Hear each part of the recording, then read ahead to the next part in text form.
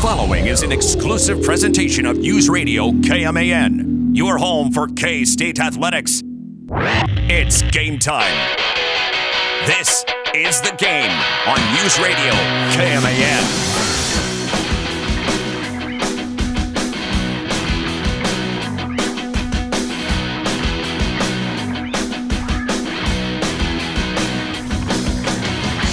I've come up with an idea that I'm sure nobody else has even thought of once. And I just came up with this idea after overhearing a conversation here at the radio station. What did I say? Nothing. You didn't say a thing. I did not steal this from you. All right. Whew. This was actually, I didn't really steal it from anybody. It just kind of, a light bulb went off. I was like, oh, this would be a great idea if we just did this. Because our Brandy, who works up front, was talking to Matt, and she was talking about this fan she has, and that the plug is actually just a USB. I was well, gosh darn. Like in Europe, our plugs are different than those in Europe, so you got to get these adapters and stuff. And why don't we just make every plug USB? Every plug. I may have just dissolved 50,000 jobs out there, but... USB plug outlets. Every outlet now is USB. It would just eliminate the 2-prong, 3-prong gimmick. We'd still have the same issue. We don't know which way to turn it. There's 50% chance. There's that, and it would have to have a way to be switchable because Europe uses a different voltage level than what we do in the United States. Well, that's the electric people. That's their business to figure that out. I'm just saying, I got you. That should be the future. I see you working, Phillips. I'm telling you, USB and our regular plugs are the exact same. You have it right, you try to plug it in. Oh, that's not fitting, so you turn it around. Well, that's the wrong way. That's definitely not going to work. So you go back to the other way. Oh, all of a sudden it works. It goes in there. It's the same issues. Nothing will change there. So at my apartment, I have 2 standing fans, one next to the bed and one next to my PlayStation. So every time I go to bed at night, I have a very comfortable sleep. You're rocking 2 fans when you sleep? No, I just have 1 fan while I sleep. Is the video game is in the family room or the living room. So in other words, he's keeping his video game machine cool. No, I'm keeping myself cool when I stand by the video. I was going to say, the console will keep itself cool. Yes, I know, I was being sarcastic. But when I go to bed at night, I got the fan, and they also, when I got the apartment, they had an overhead fan in there. I didn't ask for it; it was just there. Because the prior occupant, typically they're just there. Well, the occupant, you don't ask for a ceiling fan. Well, the prior occupant installed it, so I got that on too. So I sleep very comfortably at night. Thank you for reminding me, though, that the second bedroom in our apartment does need a ceiling fan. First bedroom has one. Living room has one. Second bedroom in the apartment does not. AKA the office does not. So my living room does not have a light. On the ceiling. I don't have one either. There's no light. So what you have to do is get your own lamp or whatever, plug it in, and from that plug, you turn it on with the light switch. Yeah. We ran into that a couple of different places over the years. Yeah. Real pain in the backside. Well, I just think it's kind of strange. Yeah. Real pain in the backside. I grew up in a family, at least on my dad's side, that really likes to be cool when we sleep and then warm when it's hot outside. Well, my mom is weird. She'll sleep with the window open when it's 20 degrees outside in Chicago. She won't turn the heat on. And I'm like, are you nuts? I know somebody that would do the same.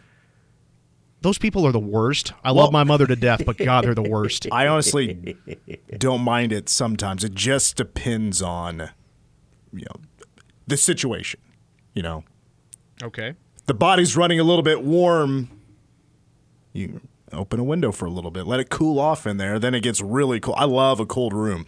Like if you're at a hotel, I will find out very quickly how low that thermostat goes. I love a cold room, and Troy may know that. Oh, I know that quite well, yes. 2 trips thus far. Welcome to the game. Mitch Fortner, Trey Coverdale, and A.J. Shaw. Coming up in hour number 2, of course, the big story of the day, Jerry West passed away. That's coming up at 5:10. We'll talk about, of course, his Hall of Fame, multiple-time Hall of Fame career. Travis Kelce also coming up in the second hour as well with some Ask Us Anything.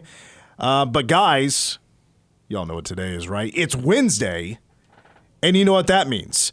AEW Dynamite tonight from Wells Fargo Arena in Des Moines, Iowa. I'll be honest, I thought about taking the trip. It didn't work out. Tonight, Will Ospreay versus Ray Phoenix for the International Championship. I'm already going to tell you guys right now, that is up for Match of the Year. That's going to be off the hook, as they say. We are 2.5 weeks, by the way, away from Forbidden Door from Long Island, New York, coming up on June 30th. But that also means it is K-State Online today, and we are once again joined by the boss of K-State Online. You also know him from the Three Mall podcast, and also Power Cat Game Day, which you'll hear once again this upcoming football season. Derek Young from K-State Online. DUI, what do you think about my plug invention or thought? Just make everything USB.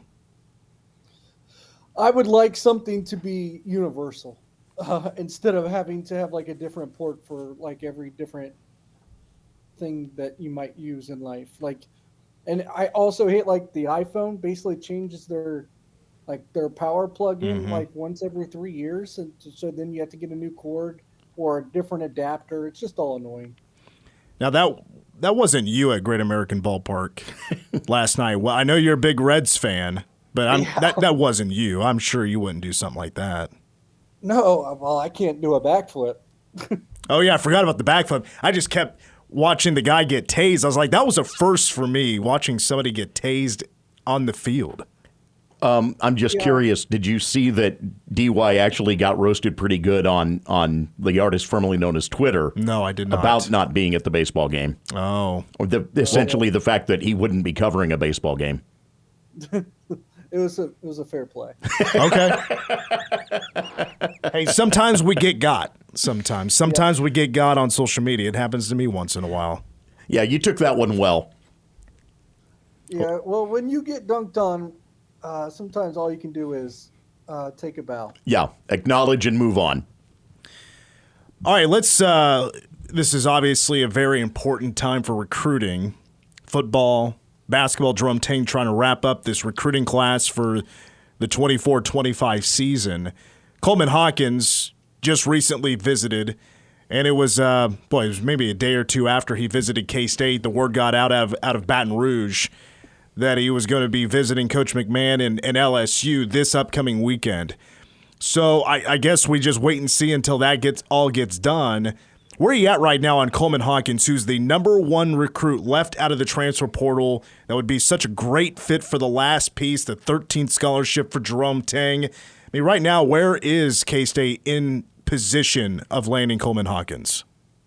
Well, arguably, he's one of the 5 best transfers to come available in the entire transfer portal cycle, in my opinion. That's how high on him I am from a skill set standpoint and from a talent standpoint. He is, the way I kind of phrased it, is probably the most complete player that Kansas State has chased in the transfer portal.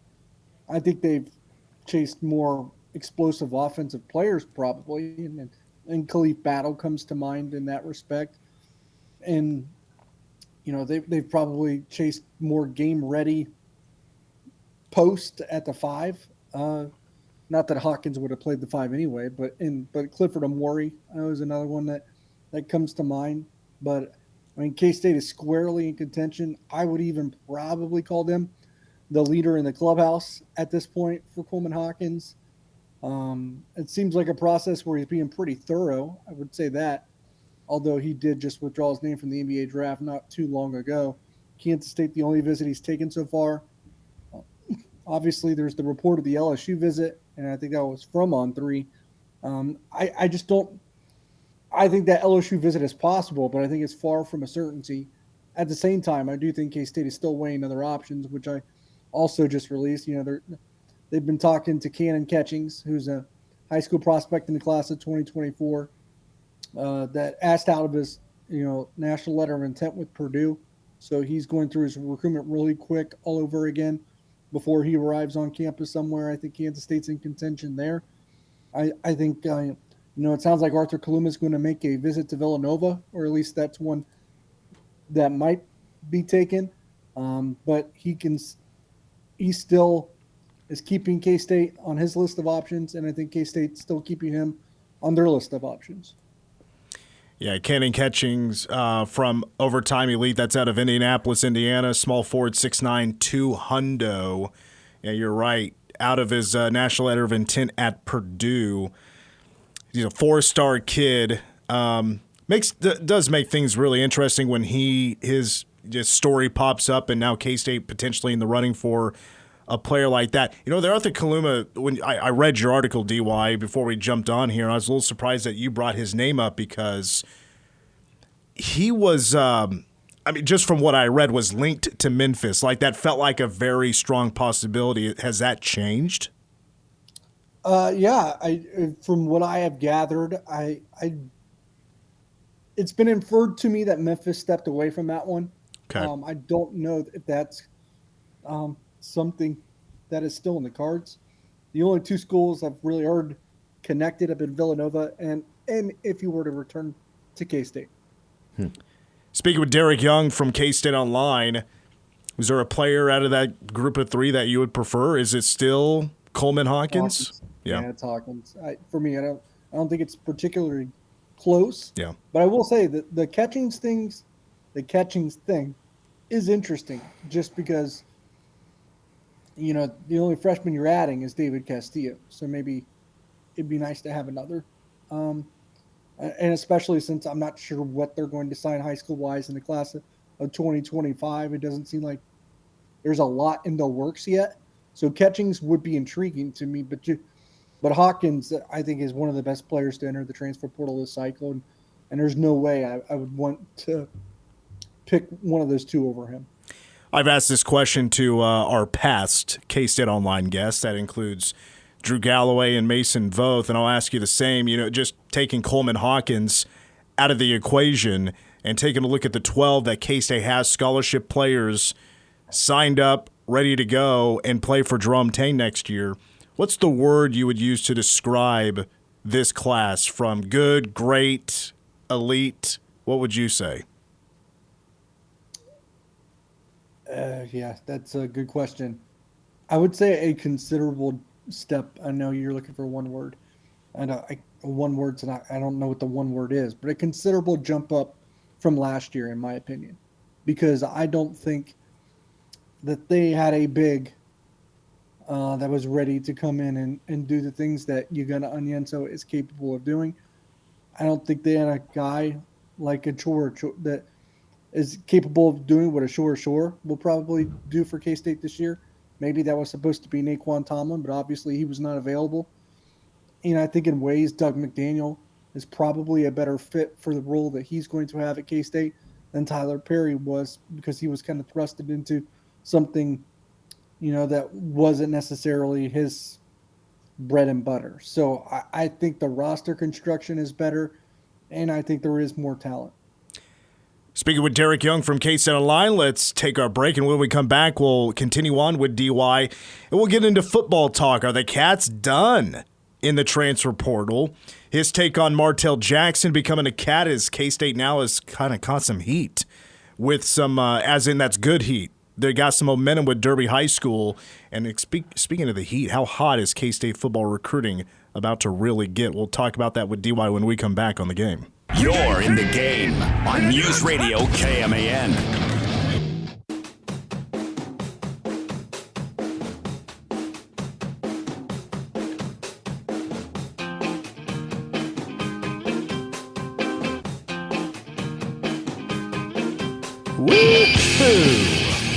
The game continues. Mitch Fortner, Troy Coverdale, AJ Shaw. Eagles go! Oh, sorry. That's what I'm used to. But this is the goal-scoring music for the AHL team in Colorado. The Golden Eagles? No, they're not the Golden Eagles, no. Oh, they're not anymore? I thought they were. They never were the Golden Eagles, Oh, no. okay. Well, I'm stupid. Golden Eagle Casino. Yeah? There's that, yes. It is The Game on K-Man, full 2 hours today. We'll take it to 6 o'clock.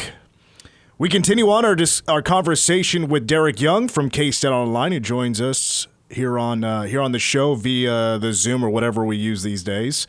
DY, I saw On 3 NIL put out a story just basically pushing Avery Johnson's new NIL merch. There's a new long sleeve T-shirt coming out, Avery Johnson merch.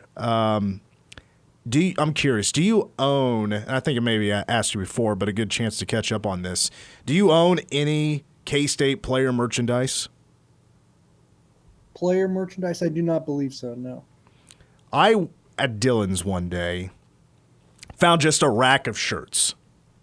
And it had a whole bunch of players, and they were all discounted. I was like, man, what a time to be alive.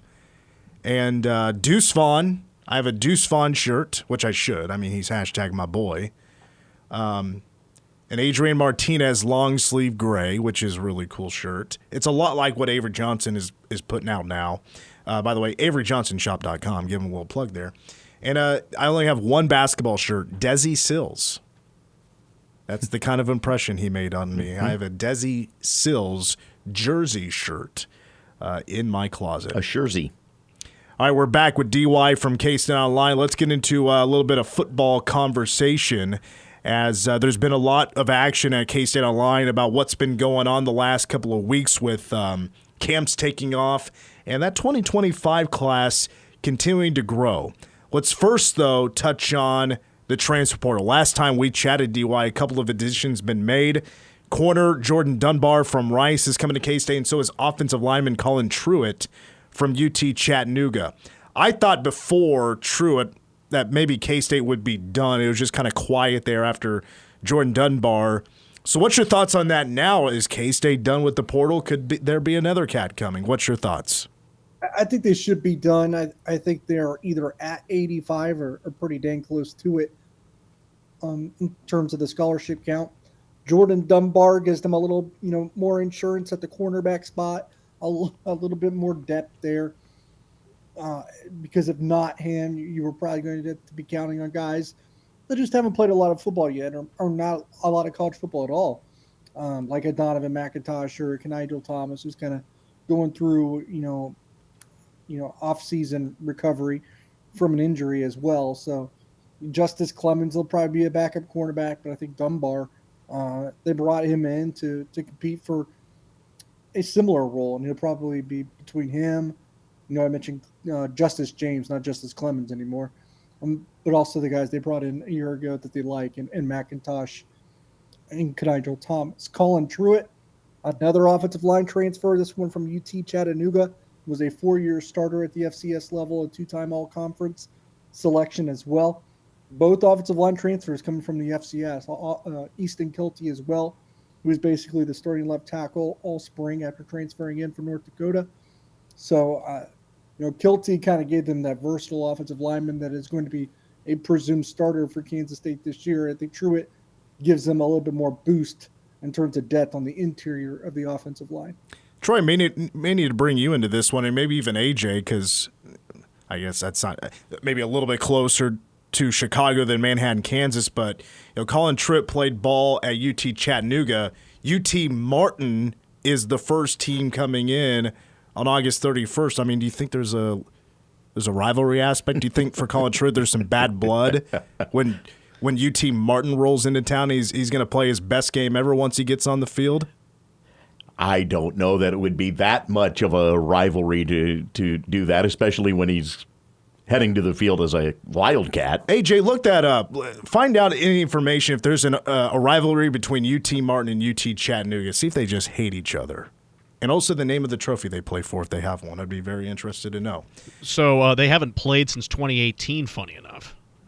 Are they separate conferences? Yes. Okay. The last time they played, September 15th, 2018, Chattanooga won 34-24. And all-time, Chattanooga leads the all-time series 4-2. They only started playing each other in 1991. Okay. Boy, so Colin Truitt's going to roll into that game taunting Martin with that 2018 victory. Not much of a rivalry if they've only played 6 times ever. Right. I would have just assumed maybe there's a little bit more there. I don't know how long they've each been FCS programs, but oh well, maybe it is going to bloom at one point or another coming up soon. So I've told you this before, DY, that I like your 5 things articles. I like the gimmick articles when it's an easy go-to week by week or maybe recruit by recruit, and it makes it a little bit more fun.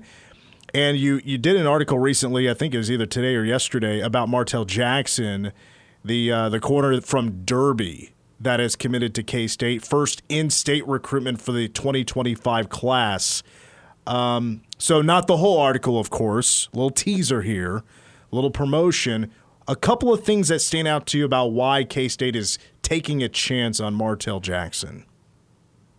I think you just got to like the physical traits or what, right? He's a very long cornerback at 6'2", the ones that kind of have worked recently at Kansas State. But aside from that, it's that in-state speedster. He's got a 10.6 time in the 100-meter dash on the track. So a little bit Jacob Parrish-like when it comes to there, maybe a longer Jacob Parrish.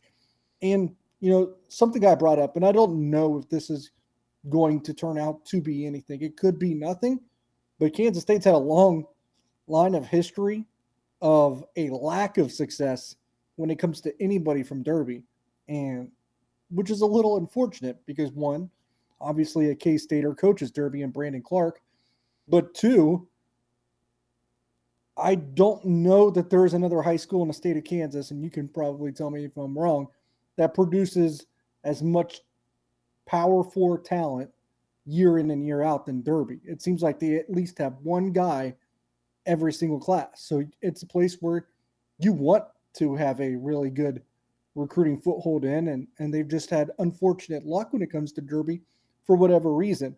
Now you got Martell Jackson that you've added in this class, but you also, we talked about the transfer portal, added Dylan Edwards. So maybe that trend starts to turn in the opposite direction for K-State moving forward. Well, you tell me. I mean, this is just kind of a thought I had, and it's really just mostly speculation. I don't know enough history that would truly back this up with the trends in recruiting from Derby, but I mean, they've been just such a dynasty under Brandon Clark, winning so many 6A state championships. If they're not winning the championship, they're at least in the championship game. It feels like year in and year out, if you're going to get to the 6A title through the West, you have to go through Derby. There's no ifs, ands, or buts about that. You have to get through Derby to get there, and Manhattan did that a couple of years ago. I mean, just by that mindset, you have that dynasty mindset in the number of talent there. They just typically go to bigger programs because of that. Again, just speculation, but is there any tie to that? Not necessarily. They had Samuel Osame a few years ago, or 2 years ago, maybe. You picked Iowa State, right? I think. True. Yeah. So there's that one. They thought they were going to be a dynasty, but got to get that double-digit win first. Yeah. And then, they did have Dylan Edwards committed and then lost him to Notre Dame and got him back through the transfer portal. I guess Alex Kahn went to Nebraska a few years ago. Hasn't really turned out. They did get, a walk-on in Alex Key, at least. It is interesting how that has unfolded. And I'll be interested to see, both in this class and the next one, if you have maybe another spark on the in-state recruiting trail if you're Kansas State, because I think it's easier to sell in-state kids when some of the best in-state kids of the last 5 years are playing on the field for you. I mean, I think Avery Johnson and Dylan Edwards are going to be very, very good recruiting, tools going forward the next year and a half, 2 years. Yeah, now that I think about it, there's nothing there to that that thought between Derby and dynasties around college football. But anyway, just a quick thought. All right, DY, one more thing to touch on, and that is we did talk quite a bit about this with Drew Galloway on last week's Wednesday show with K-State Online. That's just about what is expected from K-State in the 2025 class within this next week or two. I think the word momentum has really been thrown around lately. Is that still the expectation you're expecting the 2025 class to take off? Yeah, timing is the hardest thing to predict in recruiting. I often say that. Trying to judge where a kid's going to go is hard enough. Trying to judge where and when is the ultimate challenge. So, I always try to pump the brakes on doing that. What I will say is I think there's a good chance that this class is at least 80% finished by the end of summer. Now, I think a lot of these guys that they're going to land enough of these guys in June to where I think that gets done, enough of these June visitors. But could those decisions ultimately actually leak into like July or August? It could. Like Leo Almanza, one of their top safety targets, I think he's waiting till the end of the month Cameron Jamerson, one of their cornerback targets, he's waiting to the end of the month. Lucas Algier, an offensive line target, he could wait until later on in the summer. Those are just three guys off the top of my head that I think they're going to land, but it might just take a little bit more time than what we initially thought. Anything lately on Lincoln Cure before we wrap up? My mind has not changed there. My prediction has not changed. I think Oregon will probably provide a valiant effort, but like the recruitment of Avery Johnson, I think this is going to be one where Kansas State takes it wire to wire. All right, DY, anything else you want to tell us before we let you go? No, I mean, just keep listening to Mitch, of course, but sure. Keep coming to K-State Online and absorbing all of our content. It's a good, people think the off season it's probably gets a little bit deader and it's not worth the price of admission. But to be honest, the way that college recruiting or college athletics is set up in general anymore, the off season can be just as entertaining and as fun to follow as the season itself. And certainly hit up the 3 Mile Podcast, YouTube, and got a couple of great videos coming out with Brad Underwood. I think one's out. There's a second one, part 2 to come. So, DY, as always, I appreciate your time. We'll be talking to you soon. Thanks, Mitch. Derek Young, K-State Online, 3 Mile Podcast, Power Cat Game Day. He wears a lot of hats, and he has earned quite the following on social media, so go follow DY. And we'll take a break. More of the game coming up next. News Radio KMAN. Your home for K-State sports. Uh-oh, he's got space. Oh! Slingshot game winner, Jacob Pullen. This is The Game on News Radio KMAN.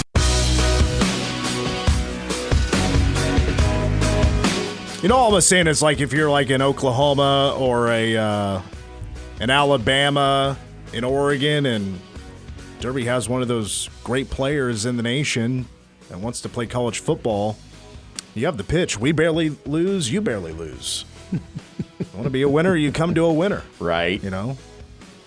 There's a pitch. There is a pitch. I think, so Desan Brame, who is a phenomenal tight end for Derby's a 4-star, I think, he's favored to go like Oregon or Oklahoma. I think Oregon is right now the favorite for Desan Brame. But we are back on the game. Mitch Fortner, Trey Coverdale, and A.J. Shaw. Don't forget, Lincoln Cure is actually the better tight end in the state of Kansas. And he is, right now, as DY said, favorited the Cats. The Fat Cats the favorite to be picking up Lincoln Cure, a 4-star tight end from Goodland. I think I read somewhere he's I think on On3 they have him at 93%. I don't know. Going to K-State. I mean, I'm not saying it's going to happen, but that's just what I read. Did you see his race at the state track meet? No, when he ran the hurdles. Yeah, and he just dominated. Yeah, I did not catch was that. In the range of potentially breaking Jordy Nelson's numbers. No, I didn't see that. Is Goodland? Are they 3A? They are. Yes. So he would have been up again. So Jordy's 100 meter that lasted for 21 years was broken. Yeah. This past state track and field meet, but it was somebody from Topeka Hayden that got that done. Just barely, though. That was watching those 100 meter dashes, because of course you have a couple of Manhattan girls that were running in that event. But watching, I swear there was like 5 or 6 of those events that broke the school record. It was crazy. What am I looking at here? Oh, Finn Dunshee. That's right. That's the guy that broke Jordy's record. Lasted 21 years. I didn't think it was ever going to be broken because that was a phenomenal time. Jordy had a couple of records, I think, while running track and field at Riley County High School. So you may know that, I've been working here at Manhattan Broadcasting for almost 12 years. It'll be 12 years next month. As a matter of fact, my 10-year anniversary here on this show is coming up here in a few days. Oh, ho. How about that? What day? I can't. I have to go back and double check because when I became a full-time member of the show was late June of 2014. So kind of around the time Matt first left. Actually, I think it was his second to last week. I think, but I have to go double check that. But anyway, that's coming up. But before I was on this show, I've been on K-Rock as a weekday jock for the last 12 years. So a rock and roll segment for just a moment, because I saw this list come out earlier tonight. I couldn't believe my eyes. When I say dad rock, what bands come to mind or artists come to mind? Dad rock. Well, because of my age, I would lean more towards Clearwater, CCR, and probably just general classic rock, but I know better. AJ, you're younger than us. You're 22, right? Yeah. What's dad rock to you? Music my dad went and listened to when he was in high school and college. So he went and saw a Kiss concert once, and the Kiss? guy, Okay, the we guy have Kiss. Yeah, I mean, I remember the concert he went to. The guy got on this like step, I think it was a step ladder, and he fell off and he broke his back, and the whole crowd thought it was like fake because Kiss did all that outrageous stuff. It was real. Was it Paul Stanley? No, I don't think it was Paul Stanley. So one of the members of Kiss, though? No, it was some random tech guy. Okay. Well, But everybody that thought it was sucks. part of the act. They didn't realize the guy was actually hurt. Oh, my. When I think of dad rock, I'll actually give you guys some examples here. Rush, Yes. Boston, Yes. Leonard Skinner. Yes. I mean, to me, those are like Bruce Springsteen. I think would be in the category of dad rock. Did I say Pink Floyd? No, you didn't, I think but yes. Pink Floyd would fall in that category of dad rock. Yeah. It's certainly bands that rubbed off on me because of my dad listening to rock and roll. Yeah, the good rock. There was a survey done by Loudwire, and they surveyed 3,000 kids. Let's put it that way. People that grew up in the mid to late 90s and the early 2000s, and asked them, what to you is dad rock? I would have assumed they would come up with the same bands that I mentioned or what you guys mentioned. Yeah, no. Here's the top 10. Limp Bizkit, Bon Jovi, Well, I mean, the Limp Bizkit fan in the building is a dad, Who? Steven. Steven. Oh, wow. I mean, well, I grew up listening to Limp Bizkit. I'm a Limp Bizkit fan. I've never seen I Fred didn't know Durst in Steven. action. I didn't know Steven was a Limp Bizkit guy. Is it that shocking? Not really. I mean, he would definitely be. Well, another band he loves, Linkin Park, is Yeah, at number yeah. 6. Just play a Linkin Park bed. But then Guns N' Roses, there's Coldplay. I don't even consider them rock. No. Maybe soft yacht rock or something. Ugh. Nirvana, Red Hot Chili Peppers, Blink 182, Van Halen is tied with Blink 182 at number 2, and number 1 is Nickelback. What? I saw this list and I was like, are we really like, have we really shifted generations when it comes to dad rock? Dad rock to me was a subgenre of rock. It just lumped all these bands together as in bands your old There's man would listen way to. too much of a It's all over the place to me. yeah. There's way too much of a run there in terms of there's no consistency whatsoever in that grouping. Guns N' Roses I'll listen to. Bon Jovi I'll listen to. Like when you want to throw in some dad rock. You know, Red Hot Chili Peppers did get a start in the late 80s. But Blink 182? I don't think so. Like, to me, You don't like Blink? well, I'm not a big fan, but I mean, I know that how big they are and how popular they are. I'm not going to, I like take Blink. anything away from them on that. Van Halen for sure. Mm-hmm. But maybe this is just like it's like a changing of the guard. That's just one of those subgenres that changes with time with the younger generation. Nickelback at 1. I mean, if I had a kid, what would they say is dad rock? They would say for sure Led Zeppelin because Led Zeppelin's my favorite band. Metallica would be in there because I listen to Metallica. But I think that child would throw in a lot of '90s bands because I grew up as a '90s kid and I still love that grunge music. So I think you would throw in Soundgarden, Nirvana, and without a doubt, one of my favorite bands of all time, Alice in Chains, would now be. That's just where we are Yeah. now. They Yeah. are dad rock. They are now what you would probably consider classic rock. That would be, again, you're getting into the range with Blink. You have the Chili Peppers. Those fit. Nirvana, sure. Those fit what you're talking about. Blink 182 started in 1992. I would have not even guessed that. But when did they take off? Like, when did they start getting, like... I would say late 90s, early 2000s, probably. Oh, no, they were getting hot by 95. Oh, really? Okay. See, 97, their album Dude Ranch was 67th on the U.S. chart. Enema of the State was at number 9. That was 1999. Oh, okay. So all late right. 90s, yeah. Late 90s, early 2000s is when they take off, because then they had the number 1 album in 2001. But still, like, first of all, like, anything pop punk or anything like that, to me, isn't too... When I think of the rock genre, that's not exactly what pops in my mind. You mentioned Enema of the State album, correct? Yes. Yeah. 99. I mean, that was I their should. biggest one. Yeah. Should that know was not because their of the- biggest album. Should know it.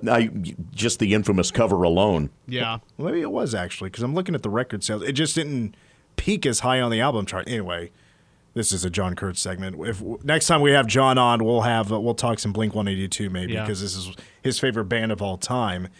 So I guess because Bruce Springsteen was like the king of dad rock for a long time, I guess he's been dethroned, we can say. All the old guys I know pretty much love Bruce Springsteen. Guys in their 60s and 50s love Springsteen for Again, some reason. And I've said before, I've never been a Bruce Springsteen guy. Never caught on with me. I guess Chad Kroger is now the Bruce Springsteen of rock and roll, Heaven help us. which is not true at all. It's not even Heaven help close. us. All right, let's take a break. We'll wrap up hour 1 when we come back on the game. Miss any of the show? I don't want to live on this planet anymore. Never fear, sports fan. Check out the Game podcast on Apple Podcasts, Google Play, and NewsRadioKMAN.com.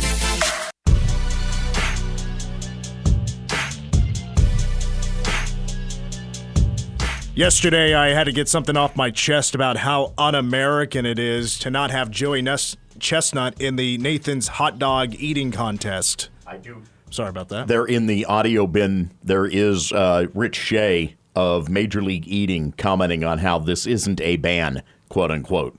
Is it a good clip? It's an okay clip. Okay, then I'm probably not going to play it, but because we're just short on time Got here. Netflix is trying to restore some order Oh, in our nation's most popular, holidays and contests when you mix them together, because, of course, when you think 4th of July, the first thing that pops into your mind is hot dogs and Joey Chestnut. And once again, crushing the competition and eating like 70 hot dogs in 10 minutes. right. Netflix on Labor Day is going to have their own live event, hot dog eating contest, on September 2nd. It is Joey Chestnut versus Takiro Kobayashi. So a rematch of It's a a- few of the Nathan's events of the past. Yeah, it's going to be a one-on-one, which, of course, Joey Chestnut has just year in and year out dominated the field, which includes Kobayashi. And they do not like each other. Both of them do not like each other. They have a feud. Does it have anything to do with eating? Mainly, I think Kobayashi thinks that Chestnut's a fraud. I think that's what played into it. I figured it was just they were having a cookout and Joey ate the last hot dog. And he called for the last hot dog. Oh, no, it has more to do than that, but... I wonder what the all-time record between the two of them is. I'm going to have to look that up here in the break.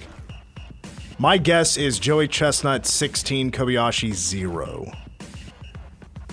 Just a guess. How sad is it that we can look up all-time records on a hot dog eating contest? I think that's phenomenal. That we can look up those things in such a short amount of time. Hour Oh, 2 of the boy. game coming up next. We'll talk about Jerry West when we come back on the game.